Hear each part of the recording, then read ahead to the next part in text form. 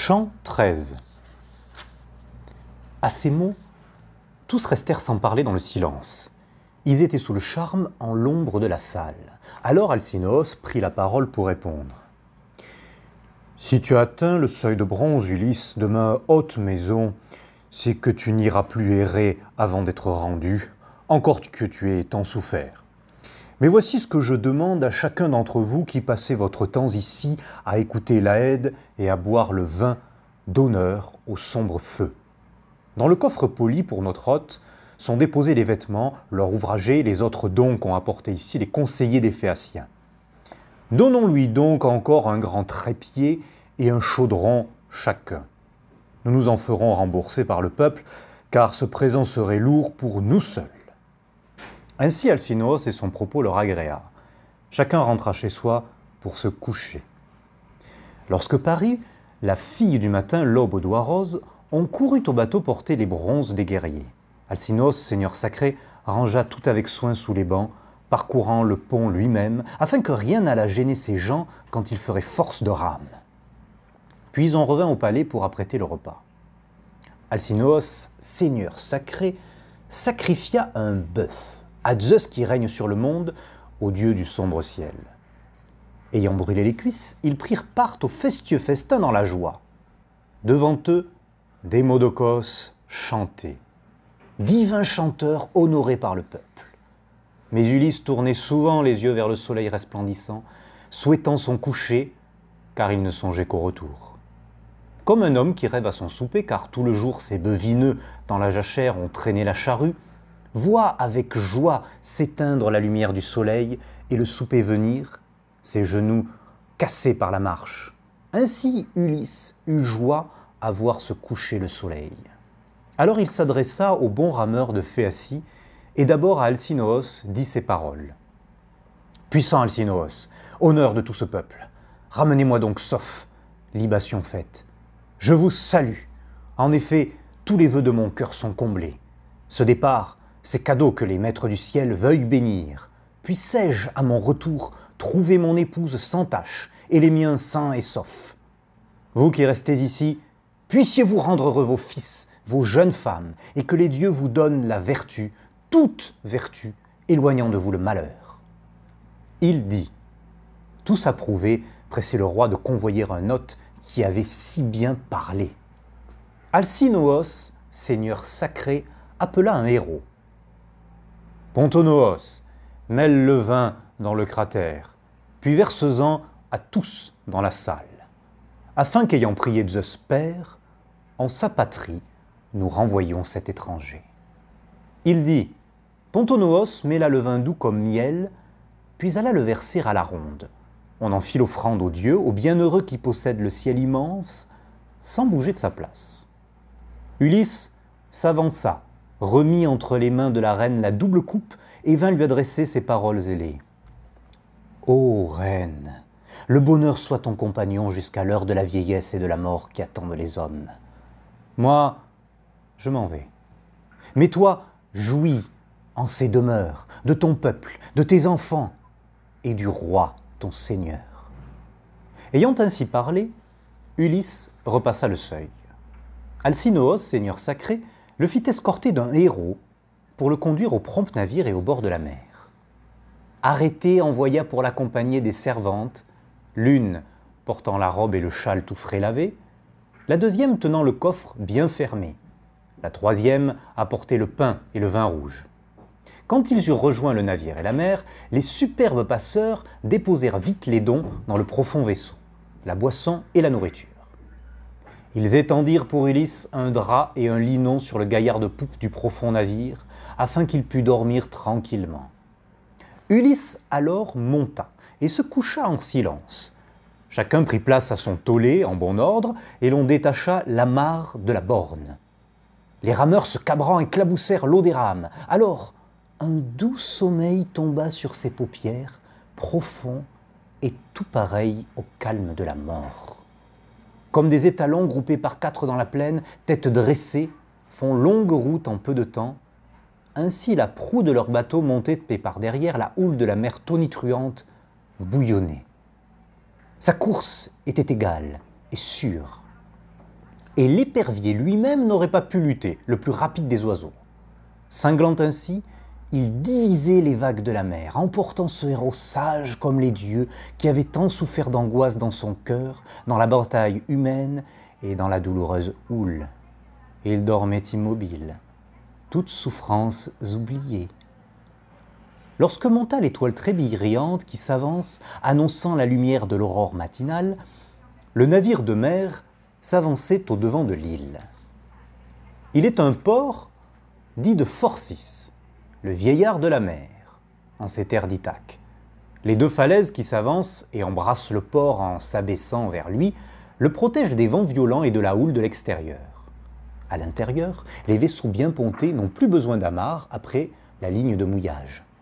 À la tête du port s'élève un olivier feuillu et tout près une grotte aimable et embrumée dédiée à ces nymphes que l'on nomme les naïades. En voilà des cratères, des amphores tout en pierre, et là encore, les abeilles font leur miel.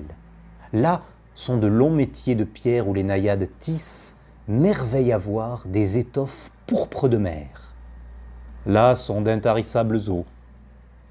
Il est deux portes, l'une vers le Borée, par où descendent les humains, l'autre vers le Notos, plus divine, par où les hommes ne passent pas.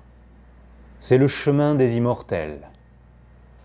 Ils pénétrèrent donc dans ce port qu'ils n'ignoraient pas. Le bateau s'échoua sur la moitié de sa longueur, tant était grand l'élan qu'ils avaient imprimé aux rames. Débarquant du vaisseau bien charpenté, les Phéaciens emportèrent d'abord du profond vaisseau le héros enroulé dans son drap moiré et son linon.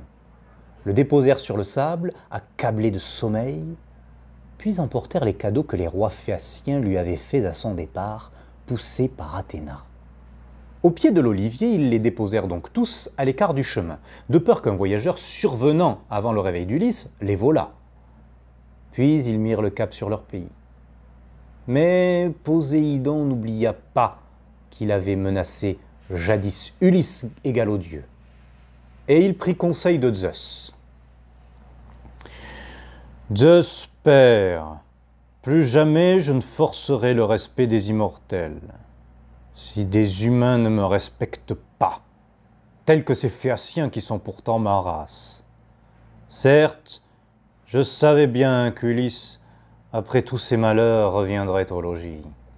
Je n'avais pas absolument interdit ce retour qui lui était par toi promis. Mais, l'emportant sur mer endormi dans un prompt navire, ils l'ont remis chez lui. L'ayant comblé de dons splendides, abondance de bronze et d'or, de vêtements tissés, plus qu'il n'en eût jamais pu ramener de Troie, s'il était rentré sauf avec sa part du butin fait. Celui qui s'est rallié les nuages lui répondit. « Voyons, que dis-tu là, puissant ébranleur de la terre? Les dieux ne te méprisent point. Il serait bien grossier d'outrager le plus vénérable et le plus meilleur d'eux tous. Mais si quelqu'un, cédant à la violence et à l'audace, te manque de respect, tu as le droit de le punir. Fais comme tu voudras, et comme il plaira à ton cœur. » Celui qui fait trembler la terre répondit. « J'ai déjà agi ainsi, ô Dieu du sombre ciel. Mais je crains ta colère, et m'efforce de l'éviter. Maintenant donc ce merveilleux navire phéacien, qui rentre de convoi dans la brumeuse mer, je le ferai sombrer, pour qu'il ne convoie plus personne, et je recouvrirai d'une montagne leur cité. » Celui qui s'est rallié les nuages lui répondit. « Doux fils, voici ce qui me semble le meilleur. Au moment où le peuple de la ville apercevra le navire approchant, prends du bord, change-le en roc en forme de navire, afin que tous en soient surpris. Puis recouvre d'une montagne leur cité. » Quand l'ébranleur de la terre eut entendu ces paroles, il se rendit en Scérie, où vivent les Phéaciens, et attendit. Bientôt, le vaisseau de mer s'approcha, filant grand air. Poséidon fit un pas vers lui, le changea en rocher, et pesant du plat de la main, l'enracina profond, puis il s'en retourna. Les Phéaciens, ces amateurs aux longues rames, échangeaient cependant des paroles ailées. Et ils allaient disant, se regardant les uns les autres, « Oh, qui donc a figé dans la mer le croiseur qui revenait au port? On le voyait déjà tout près. » Voilà ce qu'ils disaient, sans connaître la vérité. Alors Alcinous leur adressa ces paroles. « Hélas, voilà réaliser les vieilles prédictions de mon père. Que Poséidon nous en voudrait de ce que nous soyons de trop infaillibles passeurs, et qu'un jour, où l'un de nos merveilleux vaisseaux reviendrait d'un convoi dans la brumeuse mer, il le ferait sombrer et couvrirait le bourg d'un mont.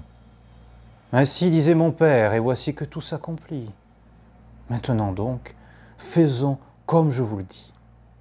Cessons de convoyer les mortels qui arrivent en notre ville, et sacrifions à Poséidon 12 taureaux de choix, afin qu'il ait pitié et ne recouvre pas notre cité d'une montagne. » À ces mots, prenant peur, ils apprêtèrent les taureaux. Cependant que priait le seigneur Poséidon, les conseillers et gouverneurs de Phéacie, debout près de l'autel, Ulysse s'éveillait dans sa patrie. Après sa longue absence, il ne la reconnaissait pas, car la fille de Zeus l'avait enveloppé d'un brouillard pour qu'il demeurât invisible, qu'elle pût tout lui expliquer, et que sa femme, ses amis, son peuple fussent dupes, jusqu'à ce qu'il châtiât tous les excès des prétendants. C'est pourquoi toute chose aux yeux du maître semblait autre, les longs chemins, les ports de bon mouillage, les rochers escarpés et les arbres touffus. Il se leva d'un bond, contempla sa terre natale, puis soupira, et frappant du plat de la main ses cuisses en gémissant, il dit ces mots. « Hélas, en quelle terre encore ai-je échoué? Vais-je trouver des brutes, des sauvages sans justice, ou des hommes hospitaliers craignant les dieux? Où poserai-je ces cadeaux, et où irai-je moi-même? Si seulement j'étais resté là-bas auprès des Phéaciens, j'aurais toujours trouvé un roi puissant qui m'eût choyé et convoyé pour le retour. Or je ne sais où déposer ces dons, et je ne peux les laisser tous ici de peur qu'ils me soient volés. Malheur, ils n'étaient donc nullement justes et sensés, ces gouverneurs, ces conseillers de Phéacie, puisqu'ils m'ont dirigé tout ailleurs. Leur promesse de me rendre à ma claire Ithaque, ils ne l'ont pas tenue. Le Zeus des suppliants puisse-t-il les punir, qui veuillent sur le monde et condamnent tous les coupables. Mais allons, je voudrais compter mes biens et voir s'ils n'ont rien emporté dans leur navire en repartant. » Là-dessus, il énuméra les beaux trépieds, les chaudrons, l'or et les habits de belle étoffe. Rien ne manquait. Mais il regrettait sa patrie traînant sur le rivage de la murmurante mer avec de longs gémissements. Athéna s'approcha sous les traits d'un tout jeune pâtre de troupeau, presque un enfant, ainsi qu'on voit les fils de princes portant sur les épaules une double et solide cape, la sandale à ses pieds brillants et l'épieu à la main. Ulysse, en le voyant, se réjouit. Il vint à sa rencontre et, s'adressant à lui, jeta ces paroles ailées. « Ami, qui est le premier homme que je vois ici, je te salue. Renonce à tout mauvais dessein. Sauve ses biens et sauve-moi. Je te supplie comme on supplie un dieu, embrassant tes genoux. Dis-moi aussi avec franchise que je sache. Quel est donc ce pays? Et ce peuple, quelle est sa race? Est-ce que quelque île claire ou est-ce le rivage incliné vers la mer d'un continent fertile ?» Athéna, dont l'œil étincelle, répondit. « Es-tu sot, inconnu? Où viens-tu de si loin que tu ignores ce pays? Car ce n'est pas un lieu si anonyme. Beaucoup de mortels le connaissent. Des hommes qui habitent l'aube et le soleil, ou encore plus loin vers les brumes de l'ombre. Oui, cette île est rocheuse et peu faite pour les chevaux, mais ni trop misérable ni trop vaste. On y trouve du blé en abondance, du bon vin. La pluie n'y manque pas, ni l'enrichissante rosée, terre de chèvres et de vaches. Les forêts y sont de toute essence, et les abreuvoirs toujours pleins. C'est pourquoi, étranger, le nom d'Ithaque a gagné Troie, qu'on dit pourtant être fort loin de l'Achaïe. » Ainsi dit-elle. Ulysse l'endurant fut plein de joie à la vue de l'île où il était né, dont lui parlait Paias, fils de Zeus, le porte-égide. Il lui adressa donc ces paroles ailées, mais il mentait. Il réservait la vérité, ayant toujours autant d'astuce dans l'esprit. « C'est vrai, j'ai entendu parler d'Ithaque jusqu'en Crète, loin par-delà les mers, et j'y suis venu à mon tour avec ses biens.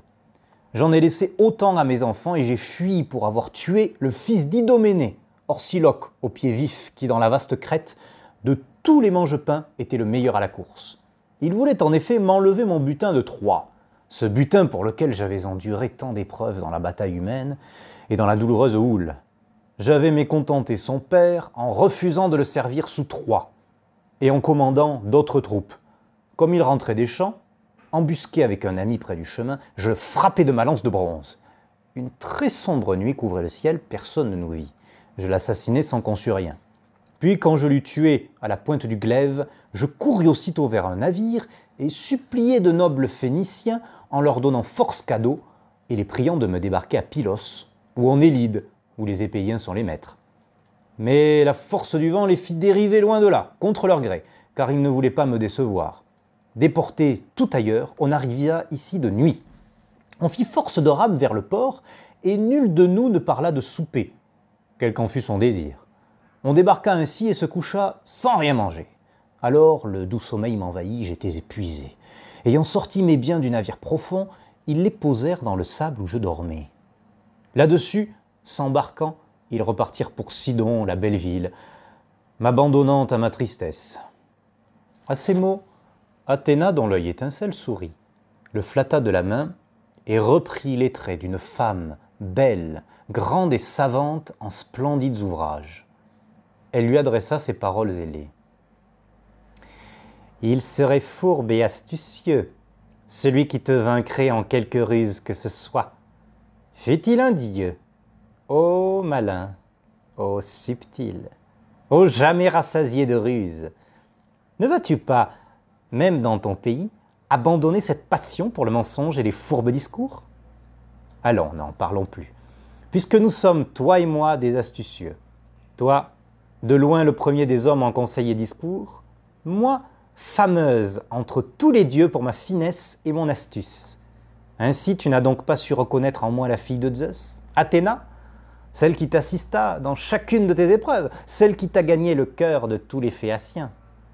Je suis venu ici pour que nous complotions et cachions les cadeaux que les superbes Phéaciens t'ont faits sur mon inspiration à ton départ. Je te dirai tous les soucis que le sort te réserve dans ta forte maison. Supporte-les bon gré mal gré, et ne va jamais dire à personne, homme ou femme, que tu auras fini d'errer. Mais sans un mot, souffre tous les tourments et endure l'excès des autres. L'ingénieux Ulysse alors lui répondit. Déesse, il est aisé de te deviner au passage, même à l'homme éprouvé, tu prends tant de formes diverses. Ce que je sais, c'est qu'autrefois tu m'as été propice quand nous luttions sous Troie, nous autres Grecs. Quand nous eûmes pillé la citadelle de Priam, réembarqué, et qu'un dieu nous eût dispersés, je ne te revis plus, fille de Zeus, ni ne sentis ta présence à mon bord pour me défendre du malheur. Mais, en ayant toujours en moi ce cœur rompu, j'errai jusqu'à ce que les dieux m'eussent tiré de peine, et que dans le riche pays des Phéaciens tu me conduises rassurante à leur cité. Maintenant je t'évoque par mon père. Je ne crois pas que je sois arrivé dans Ithaque la claire, mais plutôt que l'on m'a conduit ailleurs. C'est pour railler que je crois, pour leurrer mon esprit que tu me dis cela. Non, dis-moi si vraiment je suis rentré dans ma patrie. Athéna, dont l'œil étincelle, répondit. Tu as toujours en toi ces mêmes pensées. C'est pourquoi je ne puis t'abandonner dans ton malheur. Tu es trop avisé, trop sagace, trop raisonnable. Un autre, à son retour, eût couru tout heureux trouver dans le palais ses enfants et sa femme. Toi, il te déplairait d'interroger et de savoir avant d'avoir sondé ta femme. Elle n'a pas bougé dans ton palais. Toutes ces misérables nuits, tous ces jours se consument dans les pleurs. Pour moi, je n'ai jamais perdu confiance et je savais qu'ayant vu périr tous tes gens, tu rentrerais. Mais je ne voulais pas combattre Poséidon, le frère de mon père, qui, l'âme pleine de rancune, t'en voulait d'avoir aveuglé l'un de ses fils. Mais je veux te convaincre en te montrant le sol d'Ithaque. Ici, tu vois le port de Phorcys, le vieux de la mer, et l'olivier feuillu à la tête du port. Voici la vaste voûte de la grotte où si souvent tu as offert aux nymphes les offrandes rituelles. Et ce mont vêtu de forêt, c'est le Nérite. Paias alors chassa la nue et la terre apparut.